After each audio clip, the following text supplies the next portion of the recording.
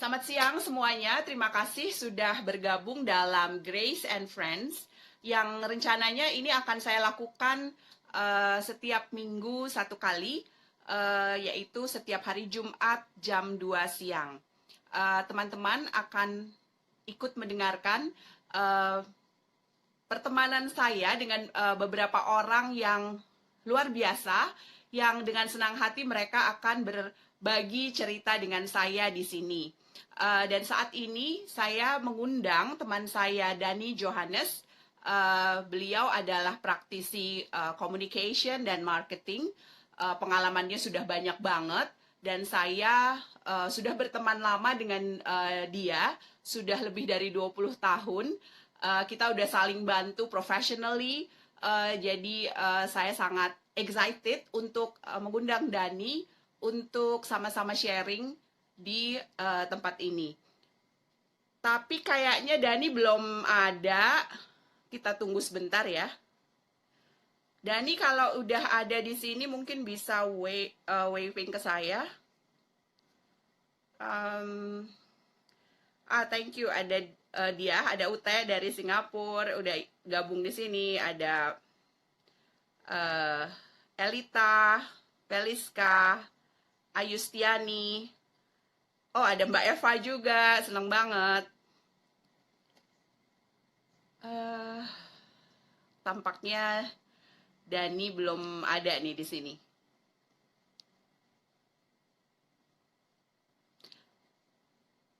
Dia ada Patricia Leviana dari Podomoro University. Hai Cynthia, Alicia Agatha ada. Siapa lagi ada di sini? Lumayan banyak. Ada beberapa teman yang ada di sini. Mungkin ada mahasiswanya Dani juga ya di Podomoro University. Kok Daninya belum ada nih?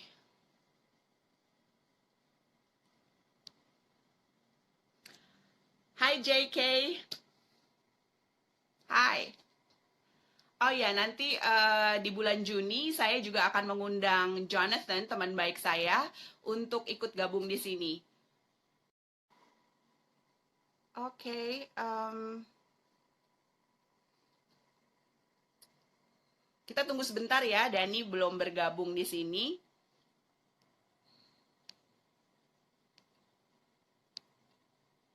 Ada Albert. Siapa lagi di sini? Ada Sherry Natania. Hai.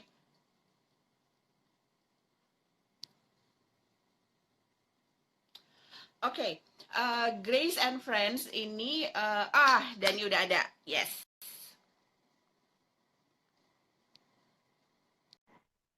Hai Mariko.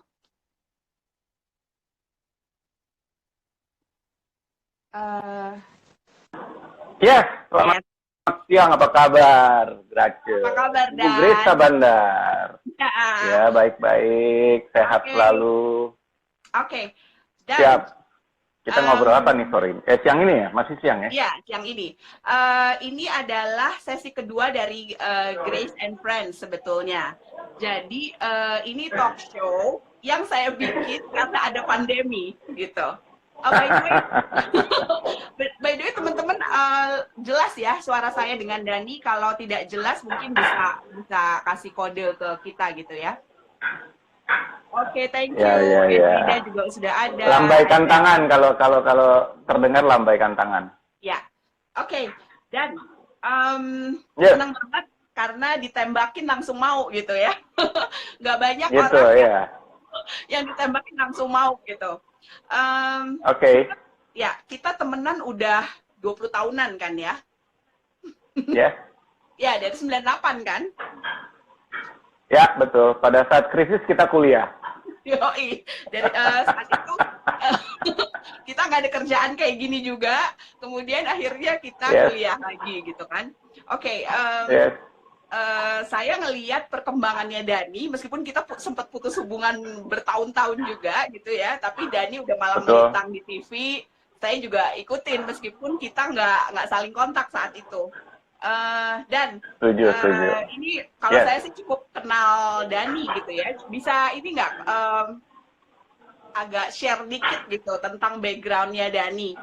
Mulainya sebelum sampai sekarang jadi lecturer, kemudian juga jadi business and marketing director di Depart Mall Solo. Mulainya dari Yap. mana sih? Mulai kerja, mulai coba-coba cari duitnya. Itu dari mana? Bisa cerita nggak? Oke. Actually kalau mau ngomong cerita, sebenarnya saya bekerja itu mulai dari zaman SMA ya. Oke. Jadi zaman SMA dia masih bantu-bantu orang tua. Kebetulan ayah juga punya percetakan. Jadi saya di SMA negeri pada waktu itu. Jadi zaman itu anak-anak pada main gitu ya. Saya pulang sekolah itu cari orderan yang mau cetak kartu nama, cetak amplop, cetak kop surat dan sebagainya. Itu dari toko ke toko, dari kantor ke kantor. Kebetulan percetakannya dari Bekasi gitu ya. Jadi high school itu di Jakarta Timur, jadi selesai saya keliling dulu ya ke daerah-daerah itu, misalnya ke Jakarta Pusat, ke pertokoan di Mangga 2, ya kan dulu masih kita ke Pinangsia dulu ya. Jadi setelah itu selesai sore hari baru ke Bekasi anterin orderannya. Jadi kalau ada order apa aja antar ke Bekasi, sampaikan, ya nanti sudah selesai. Nanti orderan itu akan 2-3 hari dicetak. Setelah itu kita yang nganterin lagi. Oke, jadi Based on commission. Jiwa entrepreneurship-nya udah dari SMA gitu ya? Dari SMA. Jadi apa aja tuh coba dibikin duit. Actually apa aja coba dibikin duit. Sampai jadi OSIS pun saya pada saat itu sudah berpikir jadi OSIS itu buat dapet duit. Oke. Oke. Coba cerita deh. Jadi apa tuh? Oke. Saya di kelas 2, kelas 11 ya kalau sekarang nyebutnya, kelas 11 SMA itu sudah jadi wakil ketua 2 atau dulu tuh ketua umum, ketua 1, ketua 2. Ketua 1 itu rohis untuk keagamaan, pendidikan dan sebagainya. Kalau saya yang bagian hura-hura, ketua 2. Jadi yang siapin upacara, yang siapin kesenian, acara-acara dan sebagainya itu saya yang tanggung jawab. Di kepala saya itu jadi OSIS itu gimana caranya dapat duit. Jadi mulai dari cetak kartu, lalu bikin kegiatan. Pokoknya setiap sekolah bilang nggak punya dana, saya cuma datang ke kepala sekolah. Oke deh, kalau bapak nggak punya dana, kasih persetujuannya, saya jalanin. Oke. Dan lebih saya bagi-bagi. Ya udah, untung kepala sekolahnya pada saat itu juga menyenangkan ya, walaupun rada serem gitu. Dan saya berhasil meyakinkan beliau, jadi beberapa kegiatan-kegiatan bisa kita lakukan. Jadi actually sebenarnya saya suka katakan ke orang-orang, duit ada di mana-mana. Pertanyaannya, Anda lihat apa enggak? Iya, betul. Itu yang paling penting. Jadi duit itu ada di mana-mana. Kayak zaman sekarang pandemi begini, duit ada di mana-mana sebenarnya. Betul. Tinggal Anda lihat, dan yang paling penting adalah timeline dan deadline. Oke. Karena peluang itu bagaimana kita mengolah timeline dan deadline. Jadi contoh misalnya, ada yang teriak sedih, udah impor masker banyak gitu ya, terus nggak bisa jual. Ya dia kalah timeline dan deadline. Tapi ada juga yang berhasil kan di awal, walaupun dicaci maki oleh orang banyak dan sebagainya. Tapi karena dia berhasil mengolah timeline dan deadline, ya dia dapat mendapatkan satu keuntungan. Walaupun katanya tidak menyenangkan. Tapi tetap, that is business. Gitu. Kan dia juga punya resiko kan, bisa aja dia masukin barang yang nggak laku, that is resiko gitu. Ya. Gitu, Grace. Jadi kalau otak bisnisnya ya udah dari SMA, betul, dari SMA. Tapi pernah gitu. berkarir di di perusahaan gitu, pernah juga kan? Oh ya, jadi setelah saya lulus kuliah, saya kuliah di satu universitas swasta di daerah Depok sana gitu ya. Lulus, by the time lulus, saya langsung ditawari, saya ingat banget, saya dapat 2 penawaran pekerjaan, satu itu di grup salah satu holding company, cukup besar, saya sebutkan saja namanya Bimantara Citra, dan satunya lagi adalah di grup tekstil. Nah, di grup tekstil ini kantornya saya ingat banget. Juga? No, different group. Different Different group. Betul. Di Bimantara, saya hanya mendapatkan uang saku. Pada saat itu tahun 90-an, kita terima uang saku per bulan 500.000. Tahun? Tahun 92, 93. 92. Oke. Nah, sebagai namanya programnya MT Trainee. Management MT Trainee. Trainee. Jadi ya management trainee. Jadi sekarang kan banyak tuh ya programnya. Actually kalau nggak salah zaman dulu yang pertama bikin Citibank dan kebetulan direkturnya HR-nya di Mantara pada saat itu rekrutan dari Citibank. Beliau mengakomodir. Beliau masih hidup kalau nggak salah sekarang Bapak Bambang Wibisono, salah satu mentor saya juga. Karena saya dilatih 1 tahun, jadi di Bimantara itu kita 1 tahun keliling unit-unit mereka. Jadi mereka ada 9 unit yang kita harus selesaikan dalam 12 bulan. Jadi kenapa pada saat ini kalau orang tanya, Dan, you kan marketing, kok ngerti finance sih? Dan you kan marketing, kok ngerti juga CCU sih, control unit? Karena memang kita dari awal itu udah diajarin, jadi 1 bulan 1 divisi saya mesti keliling. Dan pada saat itu ya, buat teman-teman yang masih muda-muda yang gabung, jangan anggap MT Trainee itu enak seperti sekarang. Kalau sekarang ada ruang kelasnya, ada kepalanya, ada fasilitasnya. Zaman dulu, Grace, kalau saya masuk ke satu divisi, diceburin, kita nggak punya tempat duduk, kita nggak punya meja. Jadi kita duduk di betul, kita duduk di tempat orangnya nggak masuk. Kalau orangnya masuk semua, ya kita berdiri. Itu yang pertama. Terus yang kedua, kalau zaman sekarang ada modul. Zaman dulu nggak ada modul. Kita yang bikin modul. Jadi kita mesti tanya satu-satu, mau officernya, mau staffnya, mau manajernya. Sometimes karena gini, pada saat setelah 1 bulan kita di satu divisi, itu kita dites. Direktur itu suka nanya, aneh, kamu kenal nggak office boy-nya di sini namanya siapa? Damn, office boy ditanyain. Jadi benar-benar kita harus eksplorasi apa yang ada di divisi tersebut, kerjaannya apa. Sometimes kita ikut. Saya pernah ngepost kemarin beberapa waktu lalu, saya ikut di divisi otomotifnya di Mantara, namanya Bimantara BCN. Itu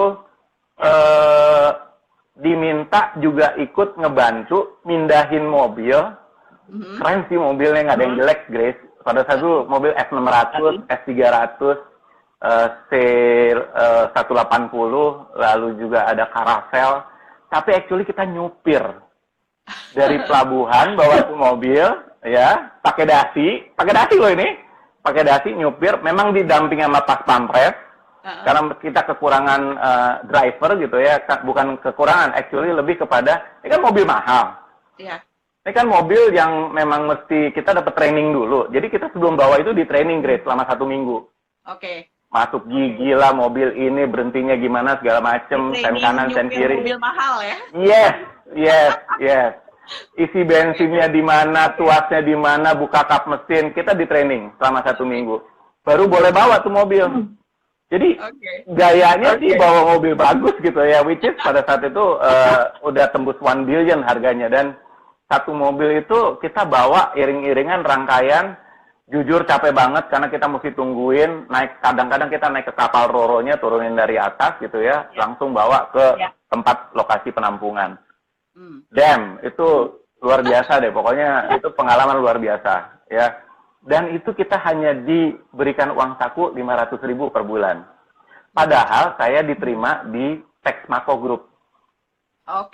Gede juga. Jadi pada saat bersamaan itu saya diterima di Texmaco Group. Kebetulan pada waktu itu yang ajak interview saya juga salah satu ekspatnya dari India langsung. Saya masih ingat banget.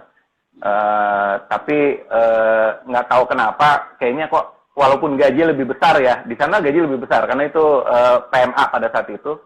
Nggak tahu kok, kayaknya pengen tahu deh. Ini perusahaan gede banget ya, perusahaan Indonesia, punyanya anaknya presiden gitu kan. Jadi kita pengen tahu seberapa profesionalnya kah perusahaan ini. Luar biasa sih. Di dalam situ saya ketemu berbagai pimpinan dari Citibank, dari bank-bank besar, dari American Bank dan sebagainya. Itu ngumpul semua, menjadikan ya pada saat itu Bimantara salah satu perusahaan yang cukup besar. Begitu. Itu salah satu yang bisa aku sharing. Yes, yes. Saya kalau ketemu sama teman-teman yang beliau-beliau masih ada sih sekarang, beberapa Pak Peter Gonta, lalu juga Pak Bambang Wibisono, kita masih aktif di grup chat, ngobrol, selamat apa segala macam. Kemarin yang baru meninggal Pak Muhammad Yusuf dari Direktur Keuangannya, kita masih kontak-kontakan dan saya banyak belajar dari mereka. Pak Yongki Sugiarto yang dimana kakaknya saudaranya Pak Priyono Sugiarto tuh ketuanya Gaikindo, ya kan, itu juga is one of my boss and one of my mentor. Disitulah ternyata benar sih, menderita 500.000 per bulan tapi dapat ilmu banyak banget. Berjuta-juta. Oke. Nah, yes, betul. Kalau sekarang kan Dani juga mengajar gitu ya, udah dari dulu gitu ya. Dari dulu sih, kalau ngajar. Aja udah mulai ngajar kan? Yes, dari mulai kuliah saya sudah mulai ngajar dan sebenarnya di tahun saya agak lupa ya, tahun 2001 atau 2002, saya membantu salah satu teman saya, Belladonna Wedding Organizer, untuk memberikan materi dan sekaligus membuatkan modul bagaimana menjadi seorang wedding organizer yang baik. Itu kantornya di Sarinah Tamrin. Saya lupa, itu di 2001 atau 2002. Setelah itu di 2002-2003, ayah saya kemudian bikin satu yayasan. Yayasan ini memberikan konsultasi ke beberapa perusahaan. Kita ada memberikan pelayanan ke Sinarmas Group, kita ada memberikan pelayanan ke DRTV Group, dan lain sebagainya. Sampai di 2003 kita dapat satu klien itu DRTV, ya, DRTV klien. Di situ Bapak owner sekaligus CEO-nya minta kepada ayah saya, boleh nggak saya minta anaknya buat bantu saya di perusahaan ini. Nah, di situ baru tampangnya Dani mulai berkibar TV jualan. Oh, belum Grace. Iya, tapi belum. Pada 2003 saya baru gabung ke sana dan saya pegang pertama kali tugas saya adalah ngeberesin call center. Call centernya itu ini satu achievement yang sangat luar biasa. Call center yang pada saat itu pendapatannya sangat minim dengan orang yang cukup banyak. Saya coba spin out, kita rubah, kita bikin revolusi, bikin bagaimana attitude-nya development dan sebagainya. Itu dalam waktu 1 tahun, yang tadinya pegawainya dari 20 saya kurang-kurangin jadi tinggal 5, lalu kita mulai lagi baru. Akhirnya pegawainya terakhir itu saya lepas di udah 120-an orang dan penjualannya itu udah meningkat berpuluh-puluh kali. Wow. Nah, di dalam salah satu itu di 2005 baru tuh saya ini kerjaan salah satu kreatif direkturnya itu ada Ibu Yenti gitu ya. Dia iseng sih. Dan tampang lo boleh juga. Dari dulu mah ganteng saya bilang.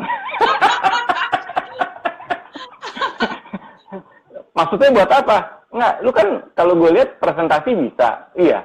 Mau nggak baca skrip terus cobain nih. Kita syuting ya kan dan langsung. Jadi ada 2 ya. Di RTV itu ada 2 format, satu live, satu recording. Kalau recording nggak usah takut, kita bisa ngapalin. Kalau yang live, Grace, saya mesti hafal product knowledge. Dan itu banyak sekali barang-barang yang harus kita tayangkan. Misalnya jam tangan aja, saya membawakan pada saat itu kalau nggak salah 4-5 jenis produk. Dengan format yang berbeda-beda. Dan waktu itu anchornya Joyce Triatman dari Metro TV, ya kan, wow, saya juga banyak belajar sama dia. Dia sometimes kalau lagi istirahat, Pak, nanti gini-gini ya, oke, nanti gini-gini ya, oke. Nah itu yang saya coba jadi gini, maksudnya adalah walaupun in that time saya sudah jadi director, tapi saya tetap mau belajar kepada semua orang. Nah, itu yang poin. Dan informal kan? Yes. Baik formal maupun informal. No, this is itu say halo. Hai. Auntie Grace. Halo. Ini hitungannya apa ya? Kamu apa ya? Ponakan. Ponakan. Ya, so itu kurang lebih perjalanan yang cukup seru yang saya hadapi dan saya jalanin gitu ya. Dan semuanya sebenarnya cuman cuman satu sih, mau nyoba, itu poinnya. Mau nyoba. Karena kadang-kadang orang udah kepikiran banyak hal, baru mau nyoba. Karena banyak orang juga ngomong gini, Grace. Wah, banyak. Lepas dari Bimantara, saya masuk ke DRTV Group. Lalu kebetulan perusahaan ada setup juga, ada travel company pada saat itu, dan untuk pilgrim. Ya, jadi kita bikin yang namanya tur ziarah, lumayan. Duitnya lumayan, satu kali kirim, satu grup, 30-40 orang, pada saat itu masih dapat duit lumayan. Tapi ketika pada saat, kalau Grace ingat, peraturan visa diperketat, ya. Itu deg-degannya luar biasa. 30 orang, satu hari belum berangkat gitu ya, visa belum keluar. Wah, keringet dingin itu udah luar biasa gitu. Ya. Gitu ya, jadi actually ya banyak hal yang terjadilah dalam keseharian ataupun perjalanan hidup. Terus lepas dari DRTV, saya gabung ke satu perusahaan. Oh, sebelum dari Bimantara satu perusahaan yang saya lupa. Saya gabung ke namanya PT CRP, Citra Riva Putra, gedung kantornya di daerah Warung Buncit. Warung Buncit itu ada patung kudanya, grupnya salah satu grup besar juga. Di situ saya ditempa bagaimana menjadi seorang business development. Oke. Jadi awal saya diangkat jadi seorang director di perusahaan tersebut, di mana harus mengelola beberapa bisnis di bidang tourism. Jadi saya udah bangun hotel, bangun restoran, saya belajar di perusahaan tersebut. Ownernya sangat luar biasa, beliau salah satu pemegang sahamnya Hotel Hilton. Waktu mereka mau bikin hotel, dia minta saya, dan lu bangunin hotel ya buat gue. Hah? Bangun hotel kayak mau bangun bangun rumah gitu kan. Di mana? Manggilnya gue, Om. Di mana, Om? Di Pelabuhan Ratu. Wah, Pelabuhan Ratu nggak bisa hotel, Om. Resort paling. Ya udah, terserah lu deh bikin. Oke, Om. Siap. Dikasihlah manual booknya Hilton, which is I'm not in the tourism background. Nggak pernah belajar kuliah pariwisata. Dikasih dia tuh manual booknya, jebret, satu tebel begini. Set, lu baca. Tapi ya thanks God, karena itu saya bisa tahu banget sampai sekarang gimana dunia hotel, gimana operationnya, gimana cara buatnya, gimana running the operation. Actually, jadi beberapa waktu saya jadi konsultan training tersebut, ada beberapa hotel minta saya untuk memberikan materi. Mereka kaget ketika kita ngobrol gitu ya, saya menguasai itu. Bangket itu apa, bagaimana bikin food cost-nya, bagaimana bikin beverage cost-nya, gimana kondaknya. Mereka kaget. Hah, Bapak kok ngerti ya? Ya udah, no worry, pokoknya kita bantu. Oke. So intinya jangan pernah nggak mau belajar aja pokoknya. Ya. Jadi belajar sepanjang hidup gitu ya? Yes, betul, Ya. correct. Nah, tadi terakhir udah ngomongin, udah masuk ke tourism nih. Dan sekarang kita masuk nih ke pokok bahasan kita tentang retail tourism. Karena sekarang Retail Dani tourism. adalah retail tourism ya, bener ya. Dani sekarang adalah Business and Marketing Director dari The Park Mall Solo. Solo, ya kan? siap. Oke. Betul. Kalau tourism kita semua kayaknya udah pada tahu. Tapi retail tourism itu apa sih? Gitu. Nah, ini yang menarik ya. Beberapa waktu lalu sempat ada pendapat bahwa dunia retail Indonesia tuh akan decline. Ya, kalau masih ingat 3-4 tahun yang lalu lah yang diributkan. Karena sebelumnya retail itu sebagai penyumbang devisa yang lumayan selain pariwisata. Actually, yang saya mau sharing ke teman-teman gini. Indonesia itu adalah negara yang ancient ancestor-nya itu adalah dari kerajaan. Jadi kalau kita ke Jogja, kita ke Solo, atau kita ke kerajaan-kerajaan Melayu, actually istana kerajaan nggak jauh dari pasar. Correct? So, kita tuh lahir tuh adalah pedagang sebenarnya. Ya, jadi kalau dibilang retail itu akan nyungsep di Indonesia, kok enggak ya? Kita punya populasi yang cukup besar, kita punya kekuatan yang sangat besar. Gampang lah, nih ya, contoh. Nggak usah jauh-jauh. Di Solo itu, di depan keraton, itu ada alun-alun. Kalau kita setup pasar seperti Cak-Pucak, yang kayak di Thailand, wow, itu sih gila. Di Jogja, itu keraton juga punya tempat taman yang luas-luas. ada alun-alunnya. Kalau kita create night market seperti di Thailand sana, itu juga luar biasa. Tapi Jadi kan sebenarnya, yes, sebelum COVID, even sebelum COVID, kan apa namanya toko-toko online udah banyak nih, gitu ya. Itu ngaruh nggak sih ke bisnis retail toko-toko dengan adanya toko-toko online seperti Tokopedia, Bukalapak, dan lain-lain itu gitu. Itu ngaruhnya seberapa Nggak kedengeran, Grace. Oke, Sinyalnya bisa di ini. bentar, saya cek dulu ya. What Di sini happened? sih oke-oke aja ya, nggak tahu deh. Oke, itu dengan adanya toko-toko online, kedengeran?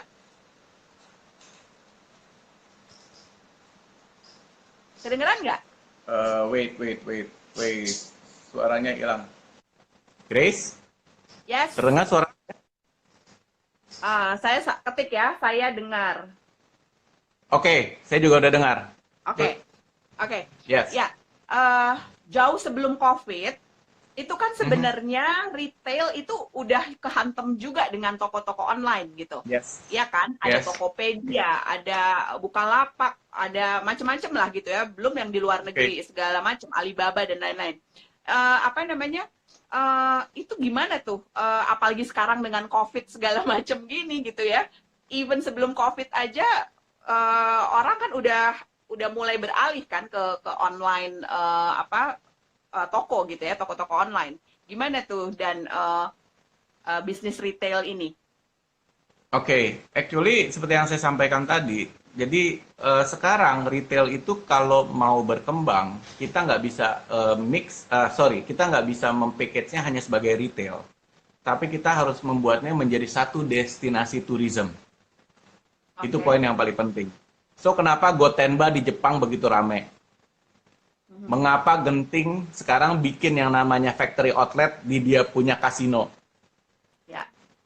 Ya. That is tourism. That is retail tourism actually. Oke.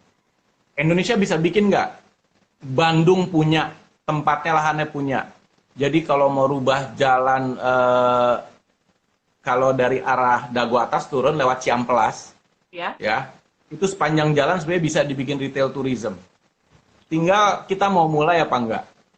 Semarang punya, ada Semawis. Terus juga Jakarta punya Jalan Sabang. Oke. Dulu punya Blok M. Masih inget Grace zaman dulu, LM, Lintas Melawai. Ya kan? Itu dari ujung ke ujung ya. Kalau nggak salah Kentucky outlet pertama di sana. Iya. Di dekat Benar. Blok M. Betul ya? Nah, Sama Gelael. itu dari ke ujung kan semua toko, Gelael, dan sebagainya. Itu udah menjadi center of retail actually. Nah, itu yang harus dibikin sama Indonesia. Oke. Karena di luar sana, kalau kita pergi jalan-jalan ya, Grace kemarin pergi ke Afrika lah, apa segala macam.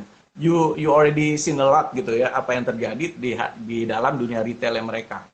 Tinggal, actually kita punya, cuman mau nggak di package, mau nggak di collapse, di kolaborasi. Nah terus kalau dibilang, sorry to say, kalau dibilang online itu menghantam retail offline, aku sih bilangnya enggak, kita grow together kok. Kita berkembang sama-sama. Karena pada saat ini salah, ya? betul.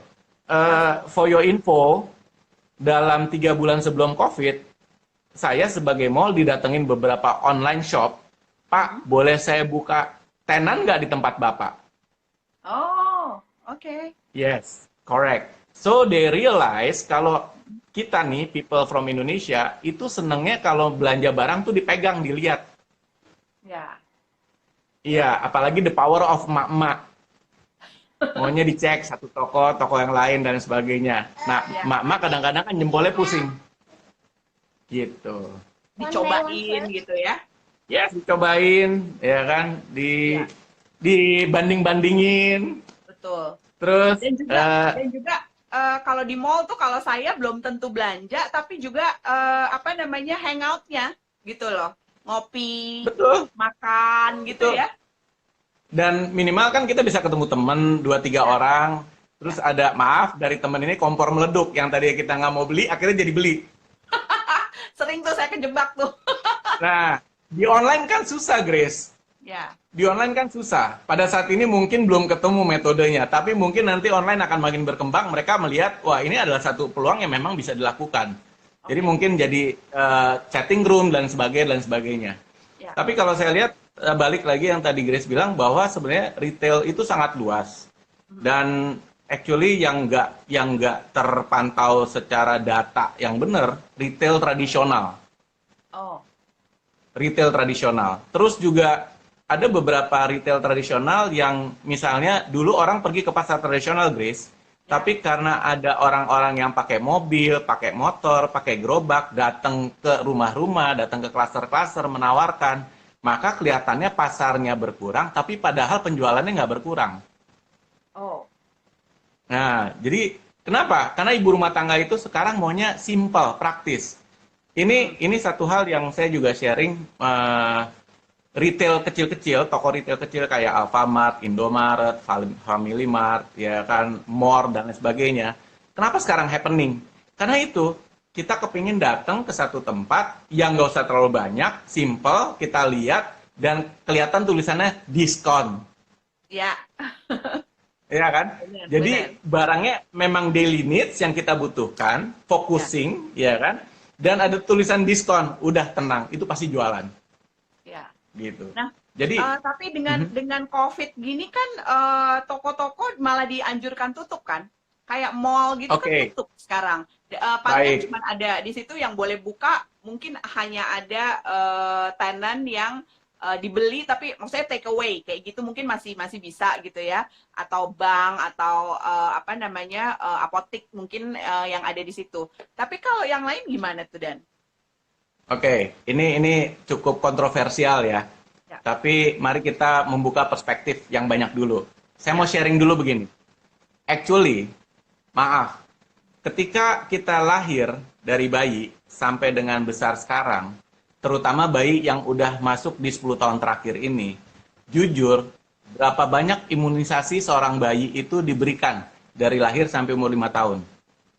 Minimal 6-7 imunisasi ya. Dari BCG lah, untuk cacar air lah, Ya. vaksin meningitis lah, vaksin ini, vaksin itu, betul? Nanti So, ada kesimpulannya, vaksin COVID. yes, correct. Nantinya. So, kesimpulannya, pertanyaannya, virus atau bakteri itu masih ada nggak di muka bumi? Ada. Cuman kita harus memanage. Jadi, saya cuman mau mencoba mensinkronkan kata-kata Bapak Jokowi hari satu, kita berdamai dengan COVID, actually, kalau saya bahasanya kita memanage. Ya. Bagaimana kita memanajemen? Di antaranya pemberian vaksin. Terus pertanyaan lagi, Grace pernah dengar bahwa sebenarnya ada vaksin influenza? Ya. Pernah suntik nggak?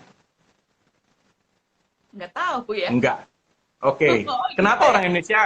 Soalnya gini, setiap kalau ditawarin mau vaksin influenza nggak? Ditanya dulu nih, kan kita kalau sakit influenza kan nggak berat-berat amat dok, minum obat vitamin juga sembuh, ini begini-begini sembuh. Oh ya udah, you know what? Vaksin influenza itu harganya hanya 180-250 ribu. Jadi sometimes kita ini atas nama kalau beli barang berani gitu ya berjuta-juta, tapi untuk kesehatan kita yang mahal, itu kita pikirin loh. Ya benar.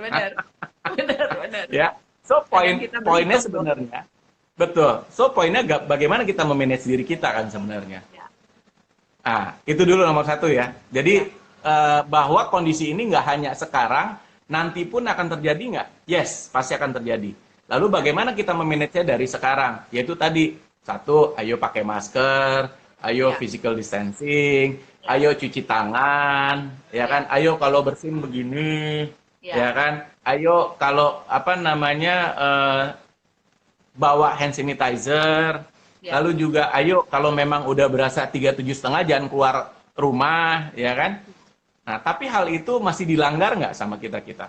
Masih, that is the main problemnya itu sebenarnya. Ya. Itu dulu ya, satu ya. Ya. Oke.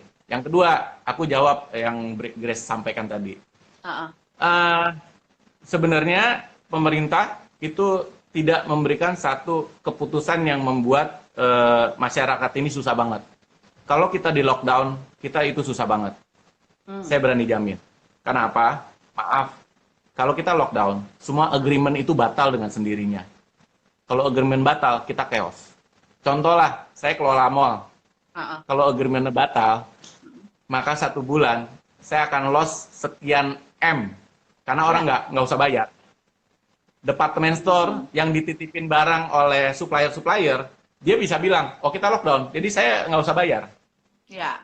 That is the dangerous thing, yang sometimes orang karena nggak tahu, nggak ngerti benar, sehingga cuma dengar-dengar, akhirnya, oh iya kita ini aja deh, nulisnya aja kadang-kadang masih salah.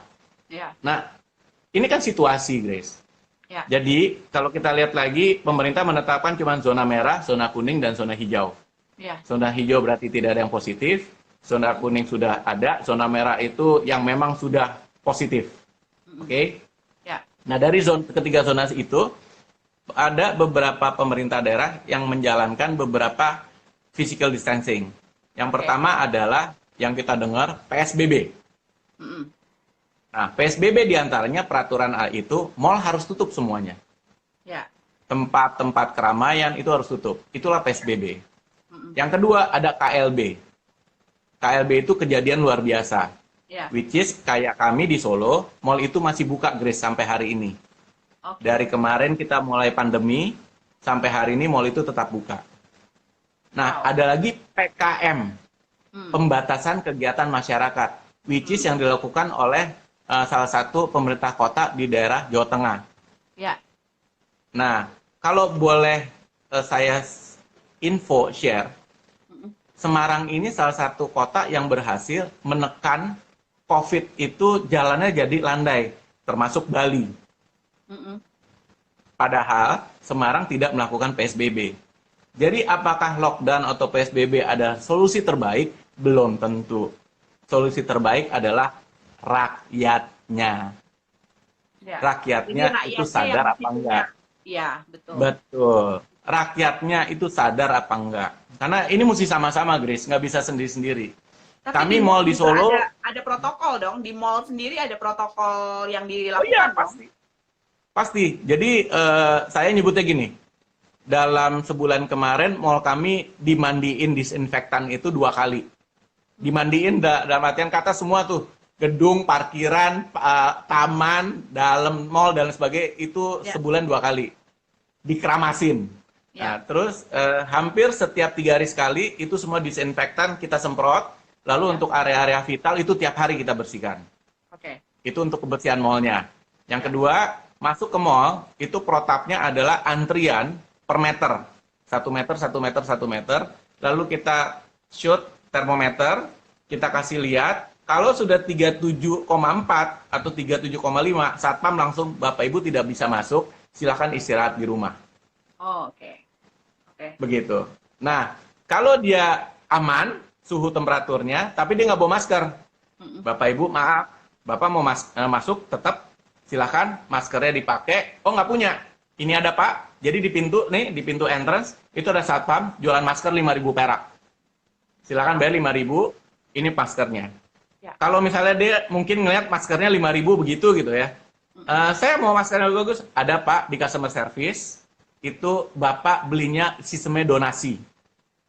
Jadi mau bayar 10.000, 20.000, itu nanti duit dikumpulin, kita berikan kepada pihak-pihak memang membutuhkan. Itu untuk dari masuknya. Sampai di dalam toko, kita lihat luasan toko, kalau toko itu misalnya 100 meter persegi, itu kita cuma boleh di dalam toko maksimal 7 orang sama SPG. Kalau di bawah itu hanya boleh 5 orang dalam waktu bersamaan concurrent bersama SPG. Terus kanan-kanan ada ini ya. Jadi meskipun dalam krisis seperti ini ada penyesuaian-penyesuaian yang dilakukan untuk supaya bisnis itu bisa terus berjalan. Correct. Jadi gini, after 9/11 actually dulu kan nggak pernah tuh yang namanya masuk ke mall atau ke kantor itu mobil diperiksain kan, dibongkar-bongkarin kan. But after that, sekarang udah jadi biasa nggak? Jadi biasa. Dan itu membuat kita kan sebenarnya menambah budaya sebenarnya. Betul. Nah, terus juga kita himbau, aku paging nih, tim CS ku tiap 30 menit di paging. Tolong cuci tangan, tolong melakukan protap, tolong begini. Nah, itu kita ingatkan terus. Jadi, tapi ya balik lagi. itu bisa jalan banget nggak? Ya kita harapkan jalan banget, tapi tetap kesadaran dari masyarakat itu yang kita inginkan gitu.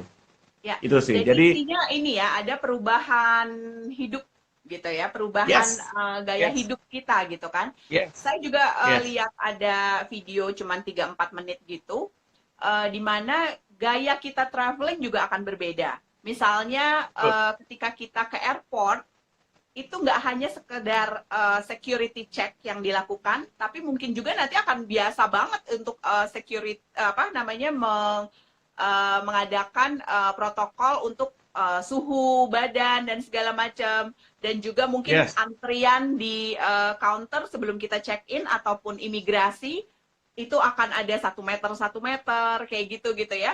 Jadi Betul. nggak yang rapet-rapet kayak sekarang ini gitu. Jadi mungkin itu akan terbiasa. Tapi memang perubahannya itu adalah kita akan butuh waktu yang lebih lama misalnya untuk kita apa namanya bisa terbang gitu. Kalau sekarang kan Betul. kita kayaknya 90 menit aja kita udah oke waktunya. Mungkin nantinya harus 2-3 jam kali karena orangnya kan menjadi harus diperiksa dan segala macam. Mungkin awal-awalnya agak susah juga ya kita terima, tapi lama-lama ya Baik. menjadi ini ya, jadi biasa gitu.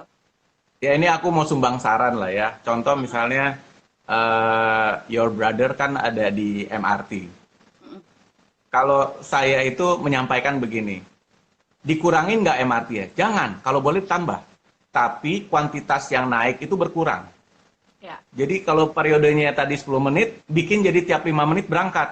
Tapi yang naik keretanya itu berkurang. ya, Antriannya jadi terjaga. Terus yang kedua, kalau misalnya di Jakarta, saya kok malah lebih seneng ganjil genap diterapkan. Kenapa? Itu kan pembatasan. Selain pembatasan manusia, tapi kita juga melakukan pembatasan kendaraan. Terus juga misalnya, waktu kemarin fotonya cukup rame gitu ya di bandara ya, Grace. Itu sebenarnya saya kepingin ke Solo. Saya udah cek tuh. Dalam sejarah pada saat itu ke Solo itu PP itu murah banget, Grace. ya. Itu kaget saya. Jadi saya bilang, gimana orang nggak ngebludak? Karena apa? Tiketnya murah. Oke. Jadi kalaupun misalnya memang dalam physical distancing, tiketnya jangan murah-murah. Bikin orang berpikir 2 kali minimal. Gue Ya, pergi apa enggak ya? Nah, itu satu. Terus yang kedua, lalu juga terminal yang dibuka sama frekuensi penerbangan juga dilihat. Jangan kongkaran itu 11 penerbangan dari satu terminal itu terbang. Ya mau nggak mau pasti terjadi. betul. Jadi ada hal-hal Sudah. teknis di lapangan yang mesti Ya, disesuaikan. ya. Gitu. Kita Jadi sambil sapa kayak nih. Kayaknya ini siap kita nih. sambil sapa nih, dan kayaknya ini banyak Banyak banget dari tadi mahasiswa, soalnya. mahasiswanya Dani nih. Em, Apa tuh? ini nih ada pertanyaan nih dari Mariko. Aha. Ini teman saya. What is your Oke. everyday ritual to pursue the best version of you? Ini nih, bisa dilihat nggak nih? Dan Udah bisa lewat. dilihat nggak Kalau nih? saya udah kelewat mungkin. Coba Oke. apa kata Mariko? Dia tanya apa namanya, daily ritualnya Dani Mhm. untuk menjadi seorang Dani nih sekarang, itu ritual apa sih sebetulnya yang kamu lakukan untuk menjadi the best version of you, untuk jadi orang yang punya versi terbaik itu gimana? Ini jadi kita tinggalkan dulu retail, tapi kita balik lagi ke yang awal gitu ya. Kita balik ke awal. Itu gimana ritual yang harus kita lakukan supaya kita itu bisa potensi diri kita bisa berkembang dengan baik, kita bisa bekerja dengan baik, itu gimana tuh? Oke. Good question Mariko. Saya cuma melakukan 2 hal yang selalu saya lakukan. Yang pertama bersyukur. Nah, ketika bersyukur itu saya harus tahu kapan harus melihat ke atas, kapan harus melihat ke bawah. Oke. Jadi ketika saya tahu timingnya, maka ketika saya lihat teman-teman saya itu, misalnya contoh ya, sudah begitu banyak company yang saya pimpin timnya, dan mereka pada saat ini ada yang sudah menjadi lebih baik daripada saya. Ya. Itu saya bersyukur. Kenapa? Karena berarti my knowledge, my skill, my attitude, saya bisa menjadi inspirator buat mereka. Ya.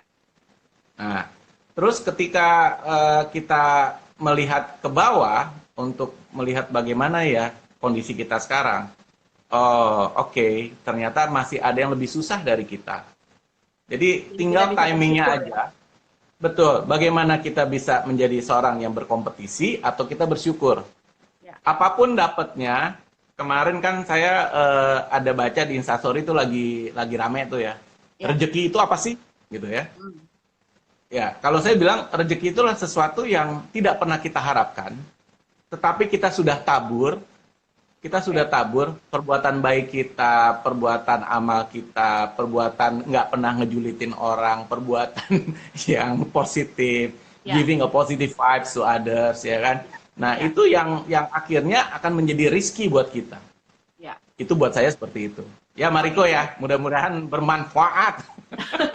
Ya, kita juga saya akan undang Mariko. Mariko akan ada di tanggal 5 Juni dan Mariko adalah Wow, chairman. nanti saya yang gantian nonton berarti 5 Juni Ya, ya. gantian nonton. Jadi Mariko adalah chairman dari Jack Consulting Recruitment. Nanti kita bisa belajar banyak juga dari dia. Dia punya banyak startup yang dia sudah bina.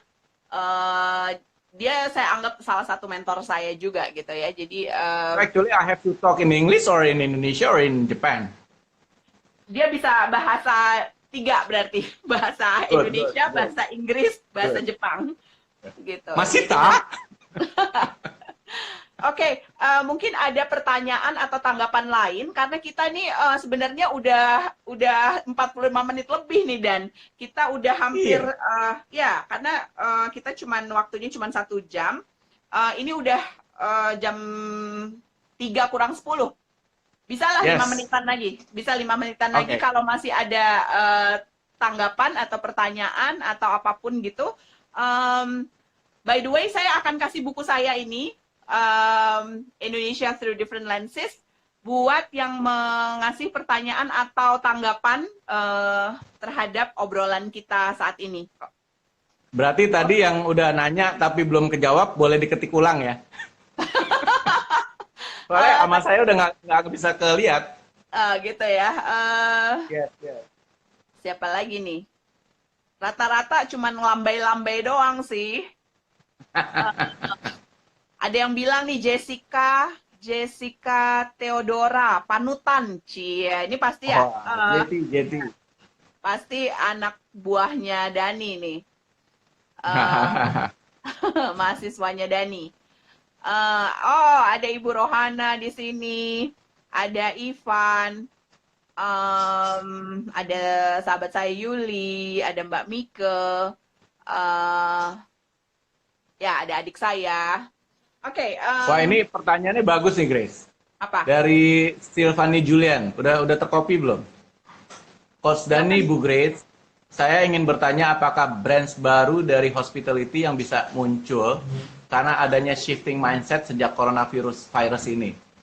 Wah, ini actually gini ya, shifting mindset pada saat ini pasti orang akan lebih aware untuk sehat. So, kalau di dalam dunia tourism mau dikuatin, buatlah health tourism. Ya. Health tourism, which is health tourism and ini wellness kali ya, kebugaran juga. health and gitu. wellness. Setuju, Yes. Grace? Yes, correct. Health and wellness. Actually negara tetangga udah bikin ini. Iya, Singapura, Malaysia kan udah bikin mereka Yes, sebetulnya. yes. Ya. Jadi kalau tadi saya lihat ada yang teman dari Allianz pasti nanyanya gini, mau ambil premi yang mau dirawatnya di mana rumah sakitnya? Iya, benar. Cuman Indonesia atau bisa negara lain? Oh iya, benar-benar. Jadi Ya. itu salah satunya dan actually Indonesia punya semuanya. Jadi contoh misal gini, kita punya puncak. Ya. Kalau di Solo kita punya yang namanya satu tempat yang di Candi Cetol sana, tempatnya bagus banget, Tawangmangu. Itu bisa dijadi health tourism sebenarnya, health and wellness tourism. Karena di Tawangmangu itu ada rumah Atsiri namanya. Oke. Ini contoh soal kemarin saya baru sharing sama teman-teman ada rumah Atsiri. Itu untuk eukaliptus, which is katanya eukaliptus lagi di discover sama teman-teman itu bisa menjadi salah satu obatnya coronavirus. Oke. So it's really good. Indonesia harus segera bikin. Siapa yang akan bikin? ya teman-teman ini yang pelaku-pelaku bisnis ini, ayo Iya. kita pikirin gitu. Karena Indonesia punya semua gitu. Kita nggak perlu bikin apa namanya. Ada satu negara yang di seberang kita itu kalau mau surfing aja dia bikin fasilitas surfingan kan ya. Ya, benar. Kita nggak perlu, kita asli dan Kita banyak. nggak perlu. Iya. Betul. Dan itu murah banget gitu loh. Ya. Ya murah banget karena sourcesnya ada. Itu udah dijawab ya berarti ya, Shalin ya. Jadi bisa nggak? Bisa. Salah satunya health and wellness tourism. Itu akan menjadi sesuatu yang sangat luar biasa. Oke. Ada lagi mungkin yang bisa kita jawab. Nah, ini Mariko ngejawab lagi tuh Dan. Wow, bersyukur, so deep, katanya gitu ya. Dan juga rezeki dari perbuatan positif. Ya. Oke, kalau Amin. ngobrol sama Dani, kita sama-sama tukang ngomong gitu ya. Jadi mau dikasih waktu sejam, 2 jam, 3 jam juga Nggak cukup. hayu aja. Nggak cukup, Gitu nggak ya. cukup. Tapi sayangnya si Instagramnya yang membatasi waktu gitu ya. Dan mungkin kita di Tapi lain waktu kita bisa ngobrolin yang lain-lain juga gitu ya. Dan ya mungkin kalau sekarang mungkin aku mau nambahin satu, Grace. Ya. Kan udah tinggal 5 menit ya. ya, Aku mau nambahin satu. Jadi gini, retail tourism di Indonesia itu sebenarnya bisa dikembangkan dengan sangat luar biasa. Ya. Apalagi dengan setelah adanya pandemi COVID virus ini, ya kan? Pasca ini banyak yang harus disiapkan oleh peritel-peritel. Contoh misalnya, ketika Jakarta itu PSBB dicabut, ya, berarti protokol untuk menerima tamu pengunjung itu mesti disiapkan oke, protokolnya, Ya. ya itu yang pertama. Terus yang kedua, pengamanan itu sudah dilakukan dari sebelum tamunya masuk ke dalam tempat tersebut. oke, Lalu yang ketiga, tadi pertanyaan Grace mengenai bagaimana offline dan online. Saya kok ngeliatnya gini, 2-5 tahun ke depan, online dan offline itu harus berkolaborasi di dalam satu ranah new media. Jadi kalau new media itu ada 5 hal yang mesti kita siapkan. Satu adalah communication, yang kedua adalah kolaborasi, yang ketiga community, yang keempat adalah creativity, yang kelima adalah convergence. Jadi dengan 5 kekuatan ini kita mengkolaborasi 5C antara ya? offline dengan online. Yes, 5C. Jadi akan terjadi perubahan nggak? Yes, akan terjadi perubahan. Tapi perubahan itu akan membuat kita bagaimana? Ya kembali lagi, bagaimana kita menghadapinya dengan perspektif yang berbeda-beda. Itu yang paling penting. Jadi kalau dibilang retail tourism akan slowing down, yes, but it will be bounce. oke. Dan ketika bounce, itu gilanya luar biasa. Jadi jangan khawatir ya, misalnya Agustus, itu kita akan anak-anak kita sekolah pakai face shield. Facial Harus apa? terima nggak?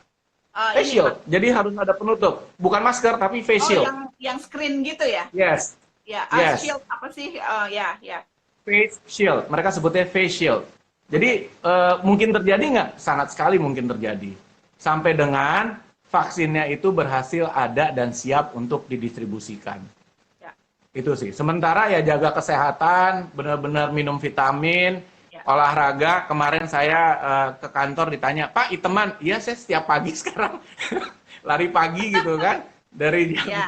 7.30 sampai jam 8, ya mau nggak mau, jadi makin hitam dan sebagainya. Tapi demi sehat, ya kan? Kita banyak, satu lagi, tadi, banyak bersyukur supaya nggak stres.